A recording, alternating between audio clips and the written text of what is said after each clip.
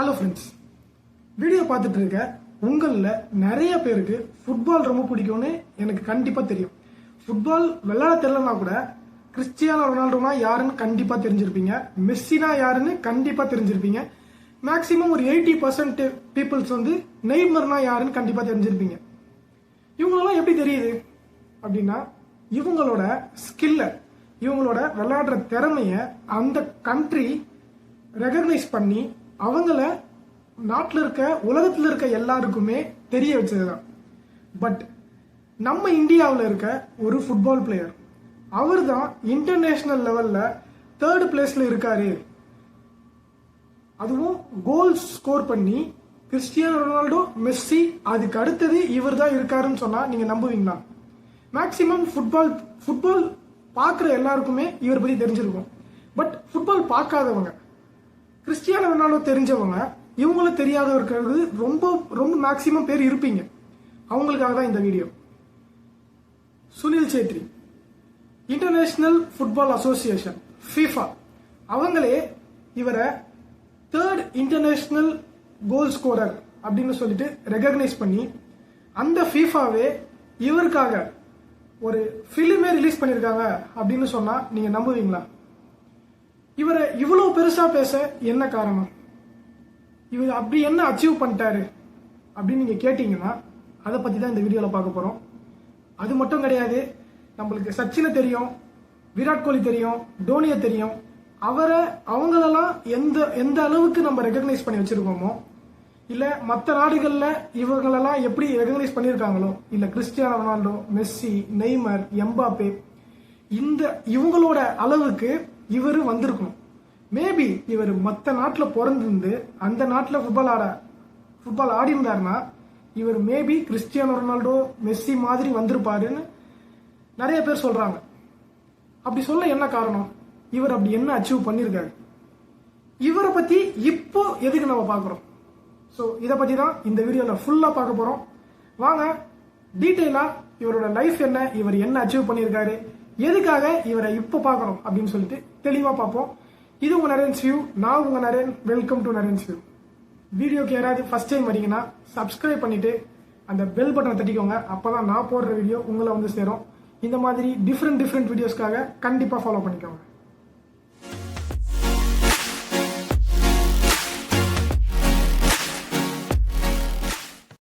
Sunil Chhetri 1984 March சிக்கந்தராபாத்னு சொல்ற ஒரு ஊர்ல, அப்போ ஆந்திர பிரதேஷ்ல இருந்தது, இப்ப தெலுங்கானாவை ஸ்பிளிட் பண்ணதுக்கு அப்புறமேட்டு இப்ப தெலுங்கானால இருக்கு. இந்த ஊர்ல கேபி சேத்ரி, சுஷிலா அப்படின்ற 2 பேருக்கு மகனா பிறக்கிறாரு. இவர் கூட பிறந்தவங்கன்னு பார்க்கணும்னா 2 ட்வின் சிஸ்டர்ஸ் இருக்காங்க. என்னதான் சிக்கந்தராபாத்ல பிறந்தாலும் இவர் வளர்றது அப்படின்னு பாத்தீங்கன்னா டார்ஜிலிங்ல தான் வளர்றாரு. எதனால டார்ஜிலிங் அப்படின்னு பாத்தீங்கன்னா, இவங்க அப்பா ஒரு ஆர்மி ஆஃபீஸரா இருக்கிறதுனால அந்த இடத்துல போஸ்டிங் போட்டு அங்கதான் இவரோட ஸ்கூல் ஸ்டடீஸும் சரி வளர்றதும் சரி டார்ஜிலிங்ல தான் இருக்கு. இவரோட சின்ன வயசுலயே இவருக்கு ஃபுட்பால் மேல இருக்க ஆர்வம் வந்து ரொம்ப அதிகமா இருக்கு. இவருக்கு எப்படி ஃபுட்பால் மேல ஆர்வம் வந்தது அப்படின்னு பாத்தீங்கன்னா, பிகாஸ் இவரோட ஃபேமிலியே ஒரு ஃபுட்பால் ஃபேமிலின்னு சொல்லலாம். என்னதான் இவங்க அப்பா ஒரு ஆர்மி ஆஃபீஸரா இருந்தாலும் ஆர்மில ஃபுட்பால் டீம்ல இவங்க அப்பா ஒரு மெம்பரா இருந்திருக்காரு. ஆர்மியோட ஃபுட்பால் டீம்ல இவங்க அப்பா விளையாடி இருக்காரு. அது மட்டும் இல்ல, நேபாளோட நேஷனல் டீம்ல இவங்க அம்மாவும் விளையாடி இருக்காங்க. இவங்களோட ட்வின் சிஸ்டர்ஸும் நேபாள் நேஷனல் டீமுக்காக விளையாடி இருக்காங்க. இப்படி இருக்கிற இந்த ஃபேமிலியில இருந்து ஒரு பெஸ்ட் ஃபுட்பாலர் வெளியே வர்றது அவ்வளோ ஆச்சரியப்படுற விஷயம் கிடையாது. பட் ஆனா இவரோட இந்த ஃபுட்பால் கரியர் இருக்குல்ல, அதுல அவர் பண்ண சாதனைகளா இருக்கு தெரியுமா, அதெல்லாம் ரொம்ப யூனிக்கானது, எல்லாராலையும் பண்ண முடியற சாதனை கிடையாது. ஸோ அதனாலதான் இவரை லெஜெண்ட்னு சொல்றோம். கிட்டத்தட்ட சச்சின் கிரிக்கெட்ல எப்படி சச்சினோ அந்த மாதிரி ஃபுட்பால்ல சுனில் சேத்ரி அப்படின்னு சொல்லலாம். கிட்டத்தட்ட இந்தியாவோட ஃபுட்பால் ஃபாதர், ஃபுட்பால் கார்டன் கூட சொல்லலாம். நம்ம அந்த அளவுக்கு நிறைய ரெக்கார்ட். இவரோட ரெக்கார்டை பத்தி நம்ம படிக்கணும்னாலே உட்காந்து படிச்சுட்டே இருக்கலாம். இவர் வாங்கின கப்பு, ரெக்கார்டு, இவரோட இன்டர்நேஷனல் கரியர், இதை பத்தி நிறைய சொல்லலாம். ஆனா நம்ம இவரோட பெஸ்ட் ரெக்கார்ட்ஸ் மட்டும் பார்ப்போம். இவரோட ஃபுட்பால் கரியர் எப்போ ஸ்டார்ட் ஆச்சு அப்படின்னு பாத்தீங்கன்னா 2004ல Under 20 நேஷனல் டீம்ல இந்தியாவுக்காக Under 20ல விளையாடுறாரு. அப்போதான் 2004ல ஸ்டார்ட் பண்றாரு. அப்படி ஸ்டார்ட் பண்ணி இப்போ 2024 வரைக்குமே கடைசியா குவைத்துக்கு ஆப்போசிட்டா இந்தியாவில் நடந்த மேட்ச்ல கடைசி அவரோட மேட்சை கம்ப்ளீட் பண்ணியிருக்காரு. அதோட தன்னோட ரிட்டைர்மெண்ட்டை இந்த May 16 அனௌன்ஸ் பண்ணியிருக்காரு. அவர் டோட்டலா இந்த ஃபுட்பால்ல இருந்து ரிட்டையர் ஆகிறேன் அப்படின்னு சொல்லிட்டு. ஏன்னா இவருக்கு இப்ப பாத்தீங்கன்னா 39 வயசு ஆயிடுச்சு. இப்படி இவர் ரிட்டையர் ஆனதுக்காக தான் இவரை பத்தி ஒரு வீடியோ பண்ணணும், எல்லாரும் பேச மாட்டாங்க அப்படின்னு சொல்லிட்டு நம்ம இவரை பத்தி பார்க்கலாம்.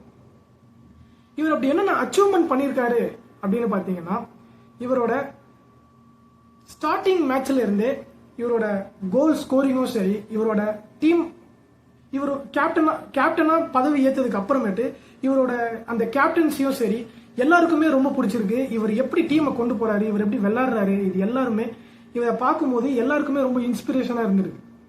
இவரோட ஸ்கில்லும் சரி எல்லாராலையுமே ரொம்ப இன்ஸ்பயர் பண்ண அளவுக்கு ஒரு ஸ்கில்ல இவர் வளர்த்திருக்காரு. மற்றவங்களுக்கு ஒரு எக்ஸாம்பிள் செட் பண்ணியிருக்காரு. இவர் அச்சீவ்மெண்ட்ஸ் என்னென்ன அப்படின்னு பார்க்கணும்னா, first Indian footballer to score hat-trick. அது மட்டும் இல்ல, அதிக ஹேட்ரிக், இந்தியாவுக்காக அதிக ஹேட்ரிக் அடிச்சதுல இவர் தான் மெயினா, இவர் மட்டும்தான் அதிக ஹேட்ரிக் அடிச்சிருக்காரு. அதுக்கப்புறமேட்டு என்னன்னு பாத்தீங்கன்னா, இப்போ உலகத்துல 7 காண்டினென்ட்ஸ் இருக்கு. அதுல 3 காண்டினென்ட்ஸ்ல இவர் போய் ஃபுட்பால் ஆடி இருக்காரு. ஆனா இது வரைக்கும் 3 காண்டினென்ட்ஸ்ல போய் ஒரு இந்தியன் ஃபுட்பாலர் போய் ஃபுட்பால் ஆடுறது கிடையாது. இவர் தான் ஒன் அண்ட் ஒன்லி பிளேயர். அதுக்கப்புறமேட்டு பாத்தீங்கன்னா, ஆல் இந்தியா ஃபுட்பால் அசோசியேஷன், இவங்க ஒரு ஃபுட்பாலரை வருஷம் செலக்ட் பண்ணுவாங்க. யாரு இந்தியாவோட சிறந்த ஃபுட்பாலர் அப்படின்னு சொல்லிட்டு. அதுல தொடர்ந்து 7 டைம்ஸ் இவர் தான் பெஸ்ட் ஃபுட்பாலர்னு சொல்லிட்டு செலக்ட் பண்ணியிருக்காங்க. அது ஒரு ரெக்கார்டா இருக்கு. இது வரைக்கும் அது யாரும் பீட் பண்ணவும் இல்லை. இதுக்கு அப்புறமேட்டு பீட் பண்ணுவாங்களான்றதும் ஒரு டவுட் தான். மேபி இதுக்கப்புறம் வர்றவங்க பீட் பண்ணலாம். இப்படி பார்க்கும்போது இதெல்லாம் இவரோட அச்சீவ்மெண்ட்ஸ். இவரோட அச்சீவ்மெண்ட்ஸை வச்சு இவர் வாங்கின அவார்ட்லாம் இருக்கு தெரியுமா? சின்ன சின்ன அவார்டு இல்லை, இவர் இந்தியாவோட மிகப்பெரிய அவார்டான 3 அவார்டு என்னென்னு பார்த்தீங்கன்னா, 2011 இந்தியன் பிரசிடென்டால இவருக்கு அர்ஜுனா அவார்டு கொடுக்கப்பட்டிருக்கு. அது அர்ஜுனா அவார்டு அப்படின்னு சொன்னாலே உங்களுக்கு தெரியும் அது எவ்வளவு பெரிய அவார்டுன்னு சொல்லிட்டேன்னு. அது கொடுத்துருக்காங்க. 2021 ஒரு ஹையஸ்ட் அவார்டு, ஒரு ஸ்போர்ட்ஸ் மேனுக்கு கொடுக்கறதுலயே ரொம்ப ஹையஸ்டான அவார்டான கேல் ரத்னா அவார்டு ஃபுட்பாலுக்காக வாங்கின முதல் ஃபுட்பால் பிளேயரும் சரி, ஃபுட்பாலுக்காக வாங்கின ஒரே ஒரு ஆளும் தெரியும், இவர் மட்டும்தான். அதுலயே பாத்துக்கோங்க இவரோட ரெக்கார்ட்ஸ் எல்லாம் எந்த அளவுக்கு இருக்கும்னு சொல்லிட்டு. அதுக்கப்புறம் பாத்தீங்கன்னா 2019 பத்மஸ்ரீ அவார்டு. இந்த பத்மஸ்ரீ அவார்டு யாருக்கு கொடுப்பாங்க அப்படின்னு பாத்தீங்கன்னா, இந்தியாவோட பெஸ்ட் சிட்டிசன்ஸ் அப்படின்னு செலக்ட் பண்ணி அவங்களுக்கு மட்டும்தான் இந்த பத்மஸ்ரீ அவார்டு கொடுப்பாங்க.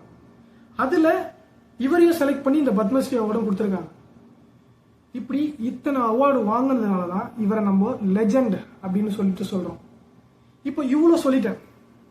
இவரை பத்தி நான் ஏதாவது மிஸ் பண்ணியிருந்தேன், இல்ல இவரோட ரெக்கார்ட், இவரோட பெரிய அச்சீவ்மெண்ட் ஏதாவது நான் மிஸ் பண்ணியிருந்தேனா? இல்ல நிறைய இருக்கு. இவர் நிறைய ஹேட்ரிக் ஸ்கோர் பண்ணியிருக்காரு. இவர் நிறைய இன்டர்நேஷனல் கப் ஸ்கோர் பண்ணியிருக்காரு, இந்தியாவாக வாங்கி கொடுத்திருக்காரு, நிறைய மேட்ச் ஜெயிச்சிருக்காரு. அதை பத்தி சொல்லணும்னா சொல்லிக்கிட்டே போலாம். இப்படி இருக்கும்போது இவரோட இந்த மாதிரியான ஸ்கில்ல நிறைய பேருக்கு தெரியுது கிடையாது. இப்போ நம்ம Cristiano Ronaldo, Messi, Neymar, Mbappe இவரை பத்திலாம் எடுத்துக்கிட்டோம்னா, தமிழ்நாட்டில் இருக்க ஒரு வில்லேஜில் இருக்க பசங்களுக்கு கூட கிறிஸ்டியானோ ரொனால்டோனா யாருன்னு தெரியும். CR7 அப்படின்னு சொல்லிட்டு சுத்துவாங்க. ஆனா சுனில் அப்படின்னு சொன்னா தெரியுமான்னு கேட்டீங்கன்னா அது ரொம்ப ரேர் தான். ஃபுட்பால் ஆடுற பசங்களுக்கு ஃபுட்பால் பிளேயர் பத்தி தெரிஞ்சிருக்கலாம். பட் ஆனா ஒரு வீட்டில் இருக்க ஒரு பொண்ணுக்கு கூட CR7 சொன்னா யாருன்னு தெரியும். பட் சுனில் செத்ரி சொன்னா தெரியுமா? இதுக்கு என்ன காரணம்னு நினைக்கிறீங்க? இந்தியாவில் ஸ்போர்ட்ஸை எந்த அளவுக்கு ப்ரொமோட் பண்றாங்க அப்படின்னு யோசிக்கும் போது இது ஒரு எக்ஸாம்பிளா இருக்கும்னு நான் நினைக்கிறேன். ஏன்னா இவ்வளவு பெரிய பிளேயரை ப்ரொமோட் பண்ணாதவங்க மற்ற பிளேயர்ஸ் எல்லாம் எப்படி ப்ரொமோட் பண்ணுவாங்க? ஸோ நான் என்ன சொல்ல வரேன் அப்படின்னா, ஒரு பிளேயர் ஃபுட்பாலா இருந்தாலும் சரி, கபடியா இருந்தாலும் சரி, இல்ல கிரிக்கெட்டா இருந்தாலும் சரி, எந்த ஒரு கேமா இருந்தாலும் ஈக்குவலா அதுக்கான ஒரு ரெகக்னைஸ் ஈக்குவலா ரெகக்னைஸ் பண்ணணும் பிளேயர்ஸை. அது மட்டும் இல்லை, அவங்களோட அந்த ஸ்கில்ஸை வந்து மக்களுக்கு தெரிய வைக்கணும். அது வந்து ஒரே ஈக்குவலாக இருக்கணும்னு நான் நினைக்கிறேன். நீங்கள் என்ன நினைக்கிறீங்கன்னு சொல்லிட்டு கமெண்ட் பண்ணுங்க. எல்லாரும் தெரிஞ்சுக்கிட்டோம். இந்த வீடியோவை உங்கள் ஃப்ரெண்ட்ஸுக்கு ஷேர் பண்ணுங்க. அவங்களும் இந்த சுனில் சேத்ரினா யாருன்னு சொல்லிட்டு தெரிஞ்சுக்கிட்டோம். இந்த வீடியோவை சுனில் சேத்ரி சொன்ன 2 கோட்ஸ் இருக்கு, அதை சொல்லிட்டு நான் முடிச்சுக்கலான்னு பார்க்குறேன். என்ன சொல்லியிருக்காரு அப்படின்னு பார்த்தீங்கன்னா, the only limits you have are the limits you believe. இதுக்கு என்ன அர்த்தம் அப்படின்னு பார்த்தீங்கன்னா, உங்களுக்கான லிமிட்டை வந்து யார் முடிவு பண்ணுவா அப்படின்னா அது நீங்கள் மட்டும்தான். நம்மளுக்கு வானம் தான் எல்லை அப்படின்னு நினச்சிங்கன்னா உங்களுக்கு வானம் தான் எல்லை. பட் உங்களுக்கு எல்லையே இல்லைன்னு அப்படின்னு நினச்சிங்கன்னா அந்த வானத்தை விட தாண்டியும் நீங்கள் போகலாம் அப்படின்றதுக்கு ஒரு எக்ஸாம்பிள் தான் இந்த கோட். அது மட்டும் இல்லை, இவர்கிட்ட பிடிச்ச இன்னொரு கோட் என்னன்னு பார்த்தீங்கன்னா, don't wait for opportunities, create them. இது எனக்கு ரொம்ப சூட் ஆகும்னு நான் நினைக்கிறேன். நான் நிறைய வெயிட் பண்ணுவேன். இது மட்டும் பண்ணலாம், அடுத்த மாதம் இதை பண்ணலாம், நாளைக்கு பண்ணலாம் அப்படின்னு சொல்லிட்டு நான் ரொம்ப ரொம்ப ரொம்ப தள்ளி போட்டுனே போவேன். அதில் நான் இதை படித்ததுக்கு அப்புறமேட்டு எனக்கு ஒன்று புரிஞ்சது என்னன்னா, இந்த தள்ளி போடுறத நான் இப்போவே ஸ்டாப் பண்ணணும். ஆப்பர்ச்சுனிட்டிஸ்க்காக வெயிட் பண்ணாமல் நான் ஆப்பர்ச்சுனிட்டிஸை கிரியேட் பண்ணுவேன்னு நான் ஒரு உறுதிமொழி எடுத்திருக்கேன். இதை பார்த்துட்டு, இவரோட இந்த லைஃப்பை பார்த்துட்டு, நான் சொன்ன இந்த 2 கோட்ஸை கேட்டுட்டு உங்கள் மைண்டில் ஏதாவது கிளிக் ஆச்சுன்னா அதையும் கமெண்ட்டில் சொல்லுங்கள். மற்றவங்களுக்கும் இந்த வீடியோவை ஷேர் பண்ணுங்கள். அவங்களுக்கும் ஏதோ ஒரு எப்படி சொல்கிறது, ஒரு தூண்டுதலாக இருக்கலாம் இந்த வீடியோ. ஸோ இதை சொல்லிட்டு நான் இந்த வீடியோவை முடிச்சுக்கிறேன். இந்த வீடியோவால் யாரோ ஒருத்தர், யாரோ ஒரு லைஃப் எதுக்கோ சேஞ்ச் ஆகிருக்கும். யாரோ ஒருத்தங்க இதனால் பயனடைவாங்கன்னு நான் நம்புகிறேன். ஸோ இன்னொரு வீடியோவில் உங்களை வந்து சந்திக்கிறேன். அது வரைக்கும் குட் பை ஃப்ரம் நரேன்.